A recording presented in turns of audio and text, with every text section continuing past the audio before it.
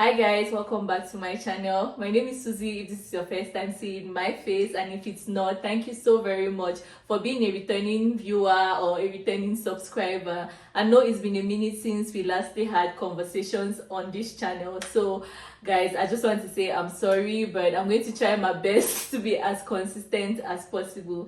Today we're going to be talking about something nice, something informative, something a little bit juicy with my friend here. We're going to be talking about sex, safety, and self-care in your 20s and in your 30s. So I have here with me someone who is a specialist in this domain. She's a sexual and reproductive health specialist. So I think she would be in the best place to educate us about matters related to our topic. Before diving into anything, I would like to have our beautiful guest here introduce herself. Tell us your name, tell us what you do. My name is Santa Maria Esu. I am a sexual and reproductive health specialist, and I work in high insecurity contexts like war zones, maybe areas affected by floods. Wow. I work with families and women especially with matters related to their sexual and reproductive health, especially areas of sexual violence, intimate partner violence, gender-based violence, and all the likes. Okay, thank you very much for that beautiful introduction. Now we get to know who we are talking with. Can you just tell us a little bit more about the activism that you do? Because I follow you on LinkedIn, Facebook, TikTok, and you post a lot about these activities. Can you just tell us where to find you? Just on TikTok, I am sexual violence specialist. Okay. On Facebook, Santa Maria Ange. On LinkedIn, Santa Maria Esu. Okay, so different names for different platforms. Yeah. I'm going to link her social media in the description bar below. So this is how this conversation is going to go. I have grouped questions into different segments which I would like you to answer for us, for me, and for our beautiful viewers. Are you ready? I'm ready. Okay. So now let's start with some light, warm, and personal questions. Okay. I've known you for a while. I've known you for about 5 years now. Yeah. I did not know you as a sexual and reproductive health specialist. Yeah. I first knew you as a midwife. Yeah. So can you talk a little bit more about the transition from becoming a midwife to becoming a sexual and reproductive health specialist? Well, thank you very much for that question. I began my career as a midwife for sure, but I realized that while working, I grew to love the public health aspect of midwifery. Okay. That is addressing problems from the roots, addressing problems from the communities. So not just waiting for these women to come to the hospitals, but at least understanding what happens that creates the whole environment where these sexual and reproductive health problems come about. And it also entails continuous education, taking courses online, and yeah. How do these two roles interact with each other? How do they connect with each other? Thank you very much for that question. Now, how does being a midwife and being a sexual and reproductive health activist come or interact?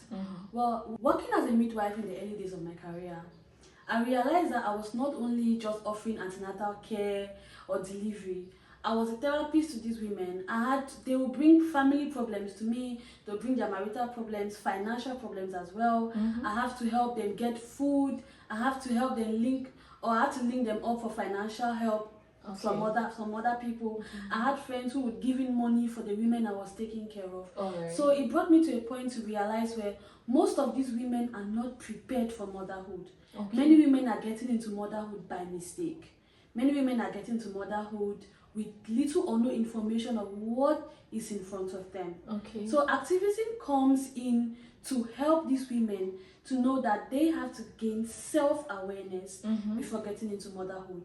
You don't just leave from being in your father's house and then just transition to a man's wife or a mother without getting to a point where you are an individual with your own ability to make decisions, to have financial independence. So you really know what you are getting into.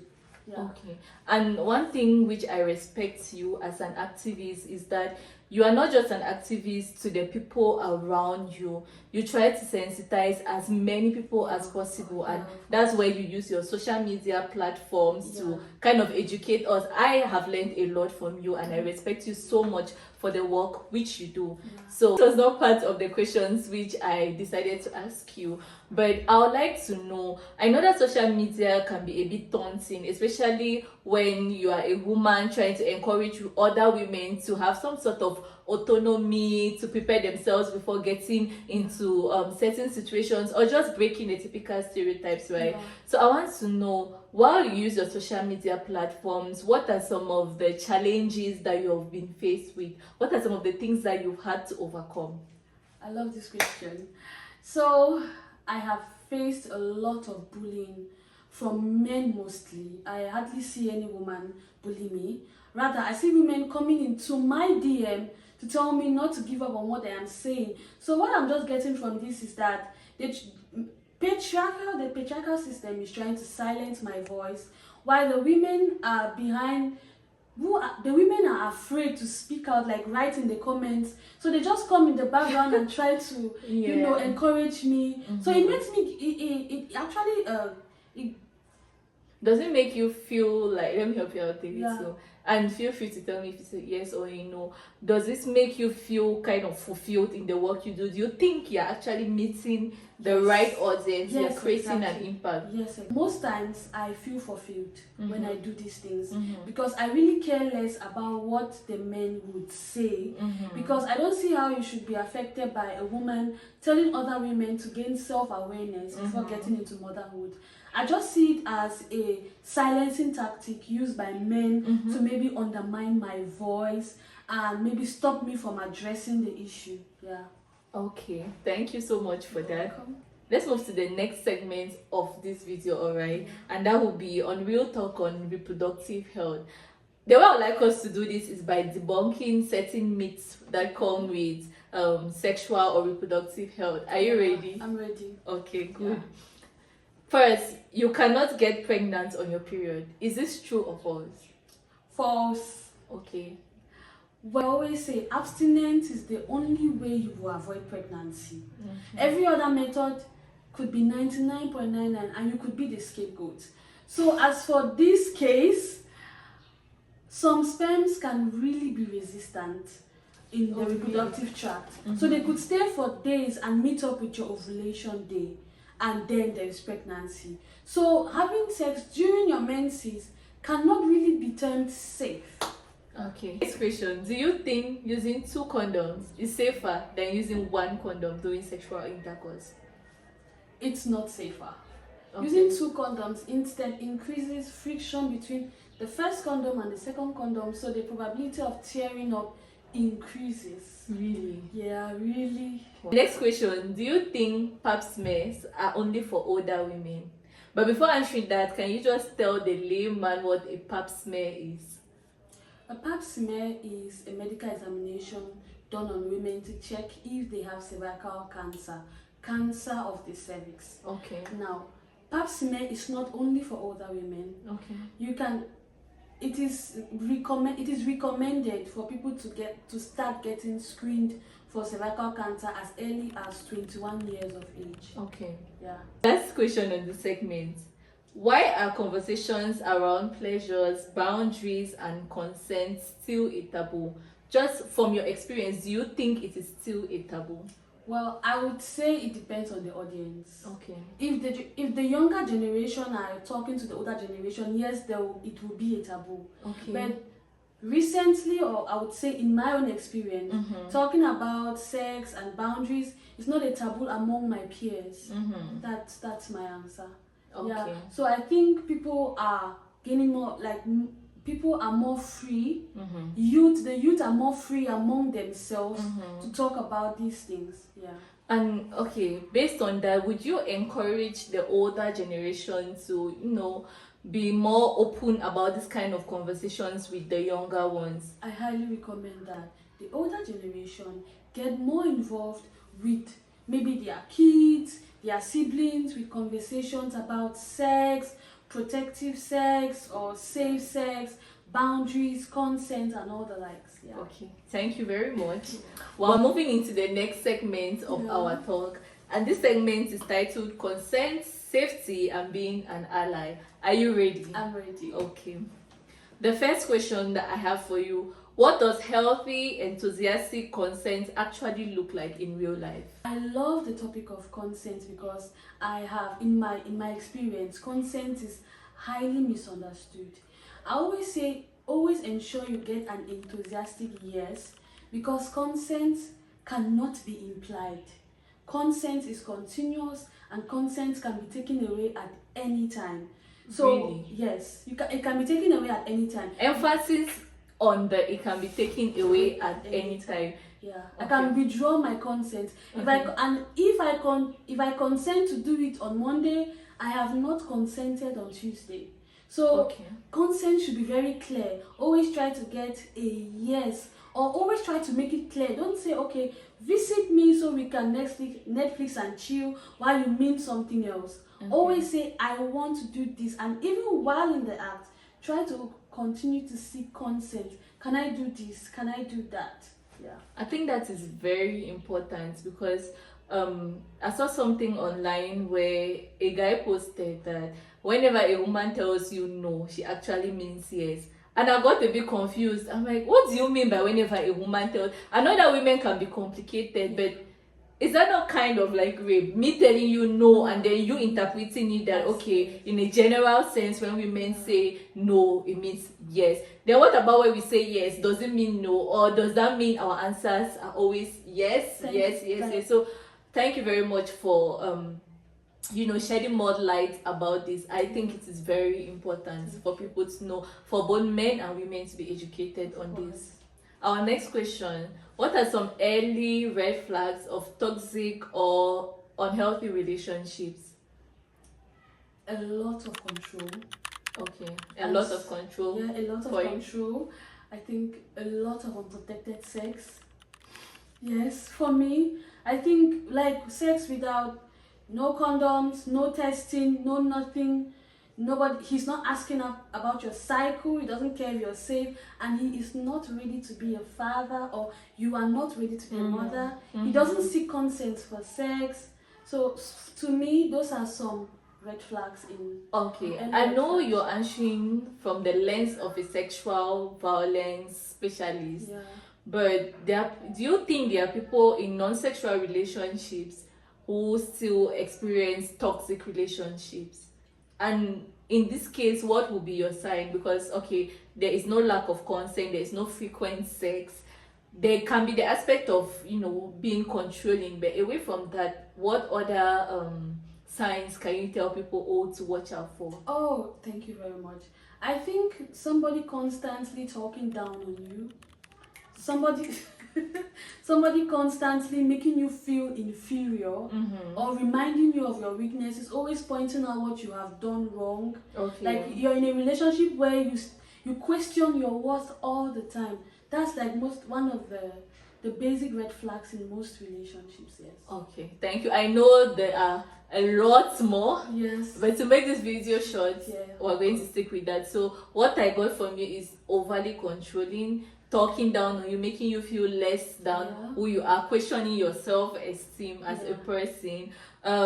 What again? Over frequent sex, unprotected sex when the both of you are not ready to, especially when one person is not d'accord with that arrangement. Because let's talk about the too much sex part of it. I would like to throw more light on that. Many women find themselves in relationships where they do not have the right to say, I don't want sex now. They do not have the right to say, put on a condom. They feel scared, most likely because their partners are probably their, can I say, sole providers. So most women are finding themselves in such situations. They do not, most of the time, they are not fully consenting to sex. Okay, all right. Thank you for that. You're welcome. So, as a sexual violence specialist, I really like this title. I don't know why, it's just one of those titles that you don't come across every day. So when I hear it, it gets me giddy. So, as a sexual violence specialist, what's the right way to support a victim of sexual violence? Keyword: a victim of sexual violence. It might be a woman or a man. Okay. Thank you very much for pointing out that it could be a man or a woman. Everybody is prone to sexual violence. Now, the first thing is to believe them. Do not ask them why it happened, what were you wearing, why were you there at that time, what did you do to provoke the situation. You don't ask them all those questions. You believe them and you give them time to process the information. Don't be too excited to share this information. You should always make sure that it is the survivor's place to decide what to do. You only give options. Should we go to the hospital?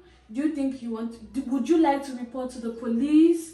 Would you like to tell somebody else? What else do you need? Like you just accompany them through that journey. Okay. Like would you like to report? If they say yes, you would say, when would you like to go to the police? Don't say, can we go there now? So you only propose to them, and if they whatever they choose, you just accompany them. If it's to the hospital, you accompany them, and always try to make sure you keep it confident. Don't spread, because we know no matter how hard we say we should be open. Discussions or hearing that somebody was raped or sexually assaulted is highly stigmatized in our communities, and you should make sure it is not your place to inform other people of what has happened to your friend. Yeah. Okay. You made mention of the fact that being a victim of sexual violence is highly stigmatized in our settings. Yeah. So I would like to understand, is it that from your experience, the people who experience this or the victims of this experience a lot of victim blaming? Yeah. Like it comes back to them? Yes. Okay, thank you. Because there's a recent case where this lady, 30 years old, went on a date with this guy and she shared her location with her friends. Unfortunately for her, that was the last day she was seen alive because the guy murdered her. And people under the comment sections were like, oh, why did she first of all go out on a date? Women are ingrate. Why could she not just stay at home? Blah blah blah. Like they are sure that the guy was rich and she was after the guy's money. So now, do you think that there are certain things that predisposes people to domestic violence of any kind? Thank you very much for that question. I would like to say safety measures are important. Okay. But you can never be too safe from a person who has already preconceived an idea to harm you. Right. We are all visiting friends, family, and anybody is prone to be abused or murdered or whatever. I don't think it is anybody's fault if they are killed, abused, raped, sexually assaulted, sexually harassed. It is never the victim's fault. And I really urge our audience to stop blaming the victim. It's always a natural tendency. I would say a lady came on TikTok confessing to how her uncle raped her at the age of 7. And at the comment section, it was a catastrophe. Everybody was telling her that she's trying to destroy her family. They were like saying that she has no shame. How could she say something like this in public? I even saw a video of a pastor who stitched her video and urged the girl to remove that post. How can she want to destroy her own family after how many years? The man has grown children. Like, who cares? Why are we always too quick to blame the victim? And like the aggressor, nobody talks about them. Nobody. It's a bad, like, it's happening in our communities, and we are trying as hard as we can to like teach the younger ones to stop that attitude of blaming the victims. Okay, thank you very much. Let's move to the self-care and healing part of this segment. Now, I can imagine how mentally tasking working in a humanitarian setting can look like. Yes, it might be your calling, it might be a vocation, but you know, even everyday work away from that can be mentally draining. So what advice can you give people on how to take care of their mental health? Just something small. Personally, how do I take care of my mental health? I make sure I engage in other activities outside of work. I do not make my whole life about work, because I listen to really horrible stories throughout the week. So I always make sure I'm engaging myself with friends or the gym or table tennis or whatever to just distract myself. I also try to create real friendships where we meet up and have a drink, just discussions about general life stories and all that. Okay, so what I get here is having a good work-life balance. Yeah. Finding things to help you relax Of after course, a yes. difficult day at work. It's always very important. Okay, so the next question: what does healing look like for survivors, and how can we, as a community or as individuals, respect that journey? Oh, this is a very important question. Well, I would say survivors heal differently. Okay. Survivors actually heal differently. Some need time, some need to be around people, but always find out what that particular survivor is in need of. Mm-hmm. Some of them, they might, because what makes survive, the good points that I want to address here is that what makes a survivor not to heal are the consequences of the act.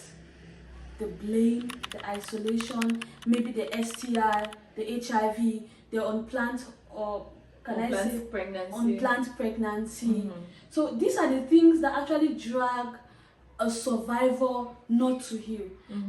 If a survivor is able to access services that would help prevent most of the consequences of sexual violence or rape, most of them would heal better and quicker, especially mental health counseling, because most of our hospitals, they will just offer the medical care and forget the mental health aspect of it. Now survivors go home in years, they are still depressed for many years.